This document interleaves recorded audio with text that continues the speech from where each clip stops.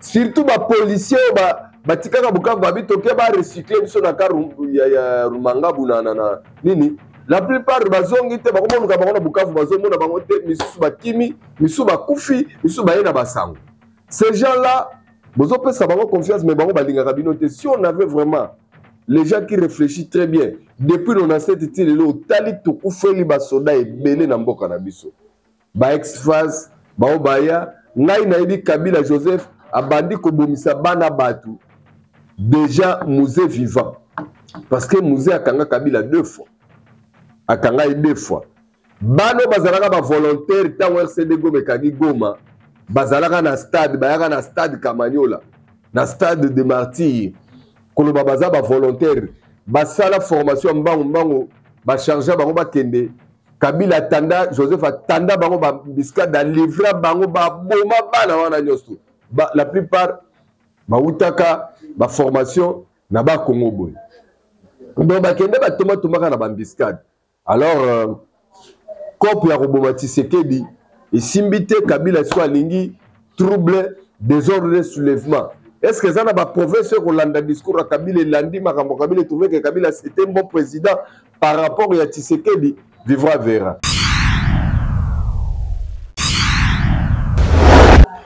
Mbote cher internaute, mbote ba congolais, mbote ba na monde entier, merci ndenge tous allez sous comme d'habitude awa mikolo na sepeli parce que bilongeye bani prophète Moïse merci parce que au constaté nzamba constaté à constaté yote ba traître ba bandi ko bimana poisa ba voile bandi ko koya ba masque bandi ko tomber ce n'est que le début d'un commencement en tout cas vous avez prise vous avez point de vie tozo zela siko toyoka nani azana Elia oyo nani azana Elia oyo ngai avana banana na ndalo baki mutu nyoso ko banda ko relayer discours à Senko yebanga ki azali traître aza pro ba Rwandais aza pro ba Kagame. Merci na Junior Kapaya, merci na Rifek Gisome, merci na la grande équipe à Tindika Ndenge Boza toujours on a pour assurer ma solo, merci na ba Congolais à monde entier à bonne qualité bikolo mingi talaka ndeko est-ce que vous avez Congolais de bonne qualité? Et Congolais de bonne qualité à Rosala oza soutenir Mboka nae, oza soutenir Ekolo nae, oza soutenir bandeko nae ba Congolais. Au vrai sens du mot sans distinction. Il y a région, il y a province, il y a ethnie, il y a tribu, je ne sais pas moi.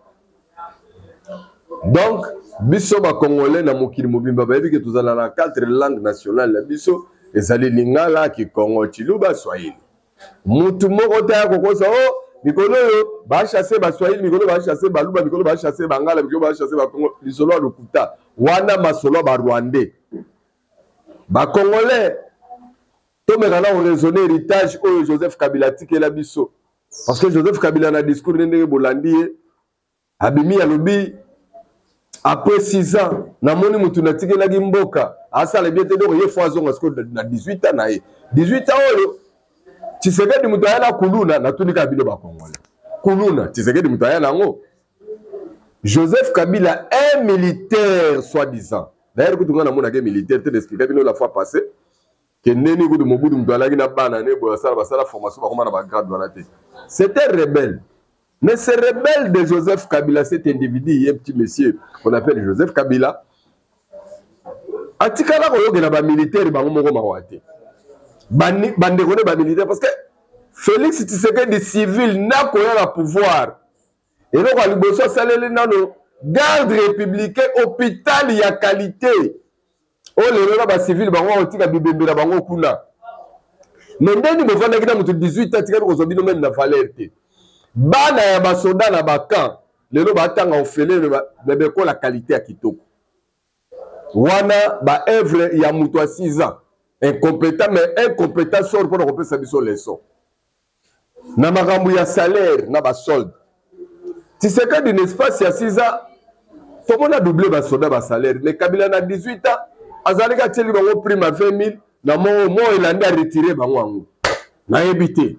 Bango moko basala distinction. Mais là on y ngala na lo balelo pour la Kabila parce qu'après avoir ko yo kaye nga expliquer biso français à 45 minutes. Ah Kabila. Oza ya rolakilama. Oza vrai mutu ya rolakilama. En tout cas nalobi yango ke Kabila aza mutu ya kolakelama parce que ye fo akufaka na balle, ye fo ka baboma ye fo ka bayebake ayebake bato baleki bazali sorti médiatique à Kabila côté armée atikali ko féliciter même pas armée na ye armée oye atika pesa ba grade bani atika ko féliciter bango te non seulement atika ko féliciter bango te au contraire a manqué bango alobi mikolo commandement faute ya commandement balinga tombokisa bango alinga silikisa bango lelo soda na front aza na prime ya $500 $500 mais botu na Kabila baguerre nyonso oyo aza kolakisa biso kabundaka na M23 lelo ya sokotela aza futa basoda ndenge nini au contraire asacrifie biso mpena bavrai officier et la plupart ya baofficier asacrifie wana okokuta mingi bazali ba ex-phase entre autres ba général Agolo boyebi Mbunja Mabe boyebi général Baouma wana baza ba officier batiaki ba Rwandais mal à l'aise parce que Mbunja Mabe aza oyo abeta Laurent Kunda na Mutebusi a libéra Bukavu et sort les aginini baboma ta complice Kabila parce que Kabila na Kagame basali biso jemoko tout au long 18 ans oyo ba congolais boyebi ndete en tout cas non ces gens en fait leur facilité c'est quoi bazwa kita ebele à étudier biso ba congolais biso ba bantu batali ba leader politique na biso batali classe politique ba comprendre que ces gens par le pouvoir et l'argent ba na souci ni ya mboka ni ya peuple est-ce que to manipuler bango comme ça to payer mboka c'est ça qu'ils ont fait. Et n'est-ce pas ça de 97 lelo ba infiltrer biso ba Rwandais bazali tala ebele na mboko et la plupart bazui ba kombo na biso ata boka ba donner Sultani Makenga ce n'est pas son nom Wilingoma ce n'est pas son nom bazana ba vrai nom na ba okande ke bomoni e pasala Joseph Kabila Kabange mais ce n'est pas son vrai nom bazana ba malinité moko ya makasi mais le problème ezali ezali Kabila a vu que depuis 2023, il préparait coup d'État contre Tshisekedi. En dehors du coup d'État, assassinat. Bameki biloko nyoso bameki simbité. Na moya lelo tolo babo simbité. Yango moni abimi sikoyo babanda insurrection président Ebisarabino Félix Tshisekedi Ebisarabino que Kabila, c'est lui le patron de AFCM 23. Il n'est pas pour le dialogue, mais lui prépare l'insurrection. Discours ezana ba code na kati. Ba code des alliés à Kotombokisa na officier armé tout consort. Et moni tango gobe kwa ki bomonaki ba officier belé baza ko abandonner baza koya et puis ba troupe musu ba tie bango ba finga ka président. Ngutu na commenter trop mon ami, mon confrère John Lungila est venu encore à charge, mais cette fois-ci, pour décrypter Kabila sur le phare d'essai dans ma propos, parce qu'il a dénigré non phare d'essai. Puisque dans mon cas, il y a Kabila, il y a un city, tout ça, puisque dans l'armée, il y a tout positionné que belé dans ma position bien, à étouffer, ba généraux, ba colonel, mingo, ba tikalakiawa, ça dit, ba pro Rwandais, ba pro Kagame. Moi, j'ai discuté avec un colonel, hein, la fois, il est qui, je crois que c'était l'année passée. Un colonel qui venait de l'Est, il a dit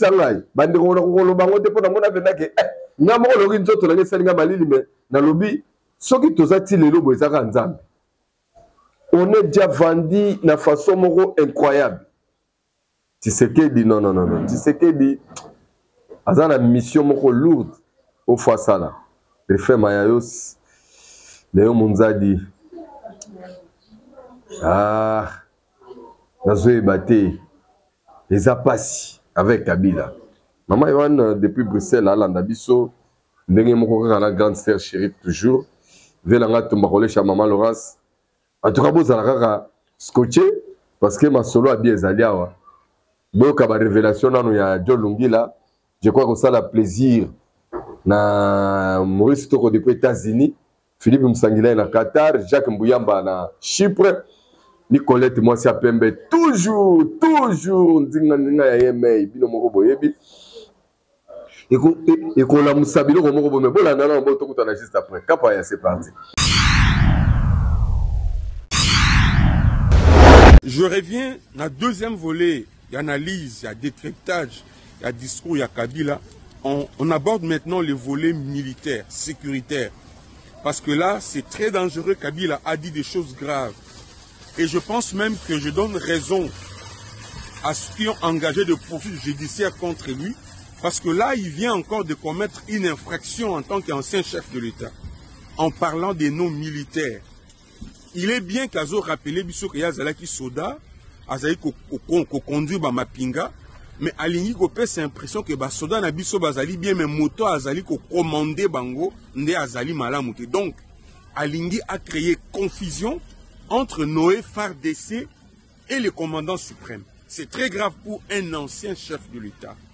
Et je pense que celui-ci constitue une nouvelle infraction à ajouter dans son dossier.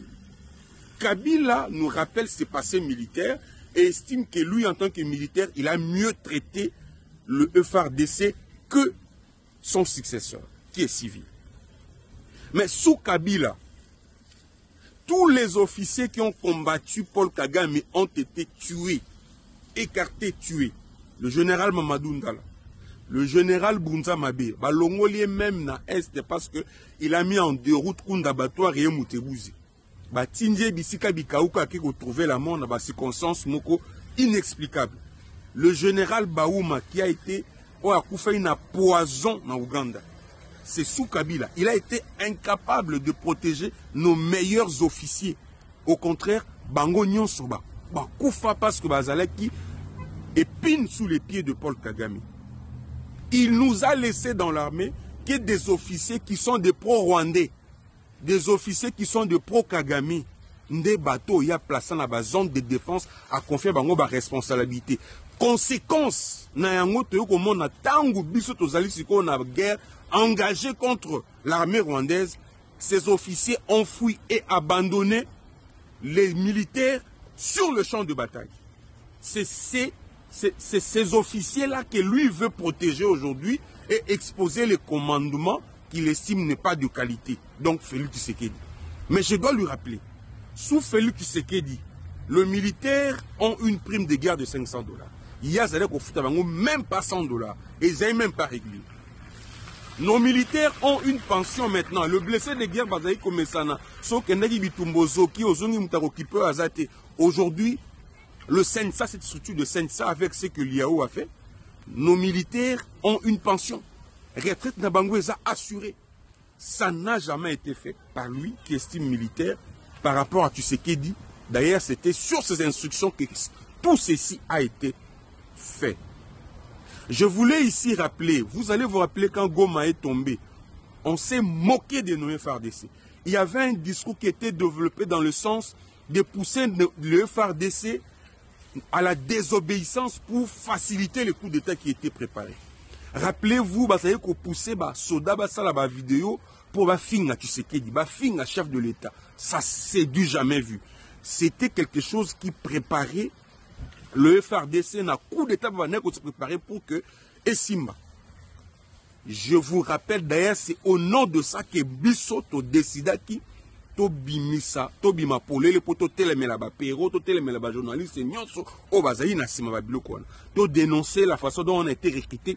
C'est ces choses-là qui nous ont révoltés quand on a vu le FARDC Bazako se moquer na bango et Bazako préparer plan na bango et un coup d'État en préparant une campagne de dénigrement chef de l'État par nos militaires au front.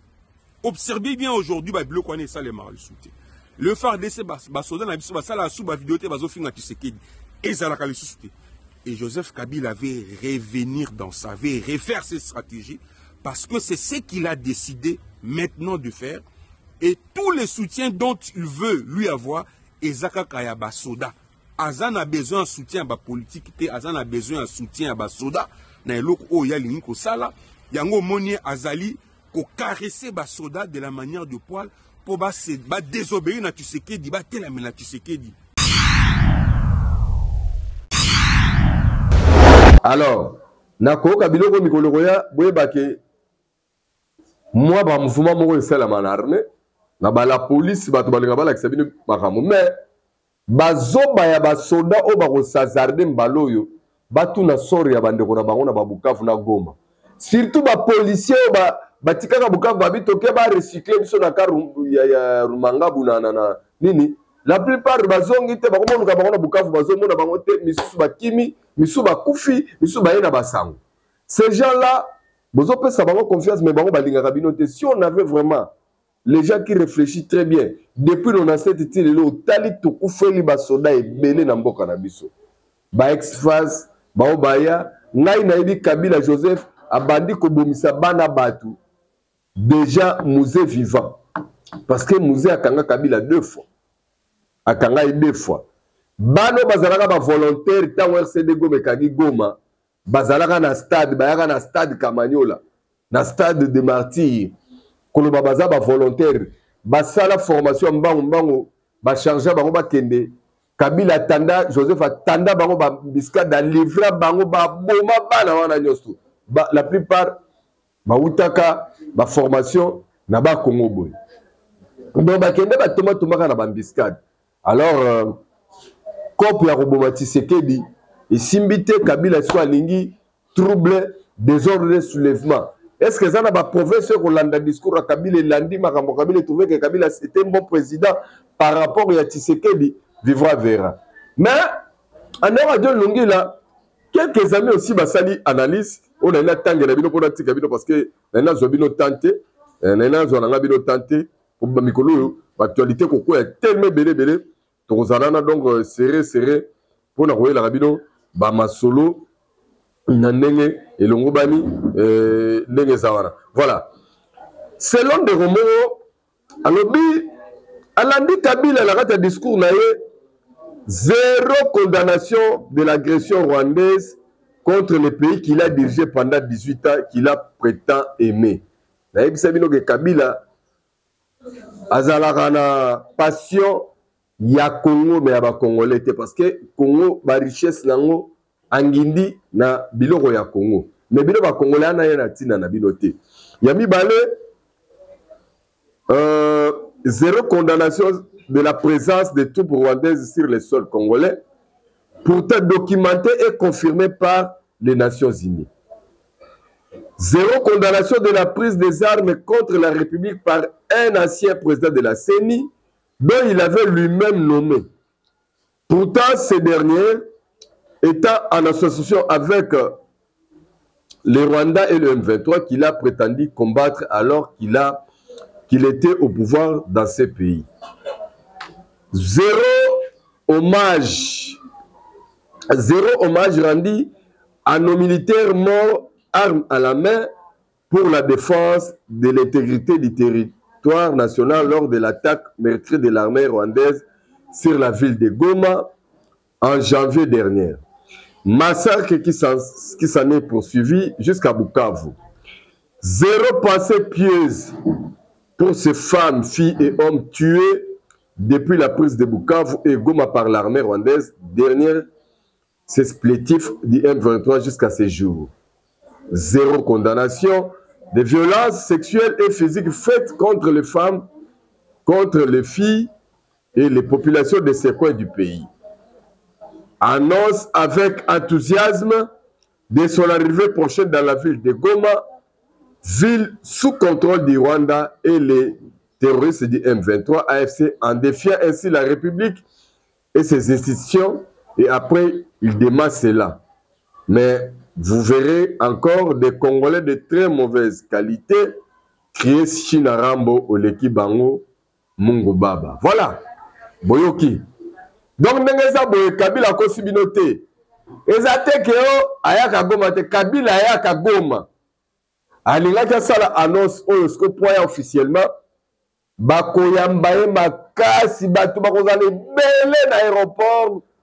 Soki na wapi à côté d'ailleurs à côté de l'aéroport te pose à Sala trop Kigali Goma côté là na Kigali akoyambama.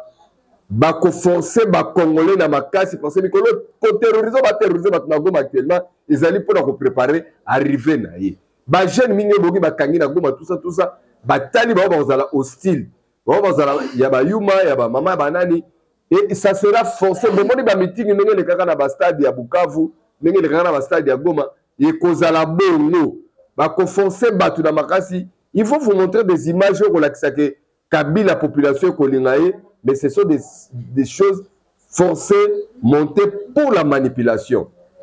Mais qu'est-ce qui va se passer pour faire Moïse Nengela Singa Boyke?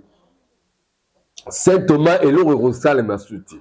Dialogue à Sango na nyosto bimina munoko Kabila Rosalate. Ça c'était bis et Rosalate. Voilà les retombées.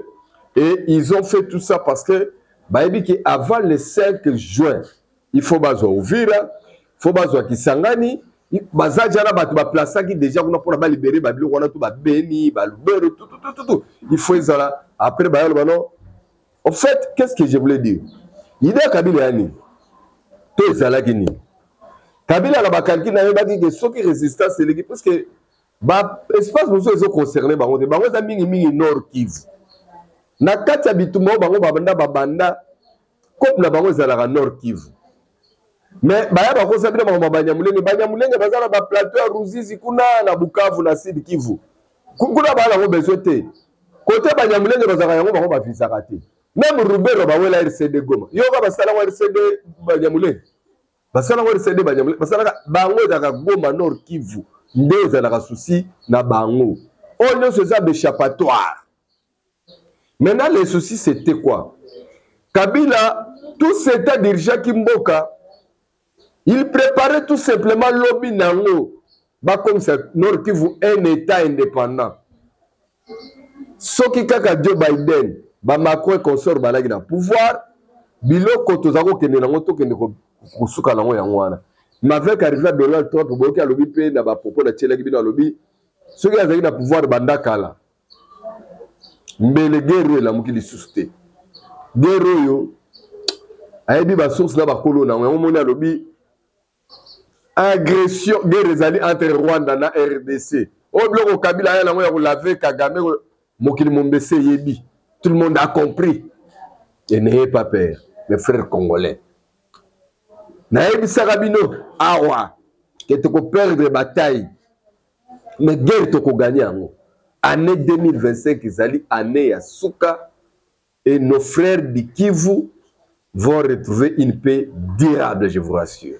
Même si binongo, quand on a talelo comment quelque part, c'est ce qui va se passer. Boki, nous sommes tous les pour nalelo, mais koloyo, boy baketo zali deux camps. Il y a ba kabiliste, ba pro ba rwandais, na camp de la patrie, ba vrai congolais de bonne qualité. Voilà. Alors, ne soyez pas manipulés. Vous se laissez manipuler parce que dernier verrou etikalaki yango mutuye moko abimi na poisa. Parce que etikali bateau baza elongo na eba na poisa. Ebite Martin Fayulu kofuta sko tikia kende Kigali kokutana na Kabila parce que mikolo ya komine pro Kabila. Omoni quelque part il faut comprendre que biloko nyonso bomonaki Kabila Martin Fayulu depuis 2000 azoboya ko s'approcher na Tshisekedi ezali baje baliaka mbongo ya bakabila na bakagame bandaka la opposition moko eza na madusu ba sortie médiatique Moïse Katumbi asalaka tango azaki na bitumana Kabila na lelo bokomona tout a changé. Donc le combat ici balingaka te Congo est décollé mais prophète Moïse Nengela epsingai quel que soit nyonso bakosala l'avion RDC va décoller. Et qu'on décoller, on a enseigné nayo. Priez makasi pour le président de la République. Priez makasi pour vraiment pinga na biso baza loyal. Priez makasi pour la bawazalendo. Bien que bawazalendo na bisa kabino na ba vidéo ya kalaba to banana bisa vidéo ba M23 na ba Rwanda ba créer pe ya bango bawazalendo. Bokanyo ba take Goma. Ba wana bango te. Wana ya lokuta. Voilà, on va créer. Talaka Kagame a la capacité de créer même tribu. Et Tini va créer tribu Banyamulenge. Va créer commune rurale Minengu. Voilà, nous sommes création Kagame.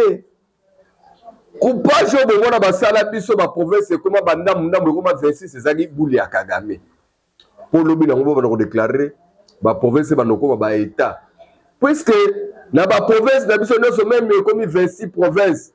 Ata province moko tezo kokana na Rwanda na munene. Donc Rwanda zaka muke. yango Kagame raso atali alobi oh le continent donc 26 pays ko bimao bongo ngai ba be nga pays ngam tuna munene ya quartier mo siko yo 26 o fona donc no baza 11 boye fona panza bango ba ko ma 26 poto ya ko bota bikolo ba pays plus tard et comme appena zone ya bitumba mais Congo loko les ya Nzambe Congo za pays moko prophétique Congo za pays moko boye ya bilaka Congo za pays ya bato basambela bato bana bonzambe. Voilà pourquoi bomoni ke ekozala pasi ndeko mikoleko ya senga na Nzamba peso grâce aux ala vivant parce que ba film elingi bana film koleka na mois de juin na juillet à partir de août septembre octobre yo na ngai na Congo soki ka toza vivant Nzamba pesi biso grâce to bana robeta masolo mususu. Merci na bino nyonso ndenge bozala ke bele kolanda biso Junior Kapaya refait que sombe maman Élysée Matondo Mkolo 600 ans. Encore une fois, bon anniversaire parce que Mikolo Nabi sont au pays. Et comme il peut bénir, pour que Tomatelo, Makala Poutoulé Tikala, tout le mais Arani Poutoulé Matamakala Tikala, mais Yoponayo, Balobi, Makala Mteko Mata Poutoulé Sanini, et Kotikala, Tokotelo 600 bougies. Ah, maman Élysée Matondo Zalaga n'a pas de bon mango, 600 bougies. Yomo Boma et Ango, c'est tous les 600. Ah ba maman ya Londres to pesi bino ba mbote ba maman ya Bruxelles ba maman ya Canada ba maman ya États-Unis ba maman ya Afrique ba maman ya monde entier to bo sanité ba na Australie to ba landaka biso kuna pa ya André Lubo ya ndeko na ngai donc to tindeli bino batondi mingi tozali ensemble ko bosana te bolingo ya Congo ya ba Congolais évangile toujours soko monité ko dimate ko la batela bino pa botela pe mabota na bino bye bye.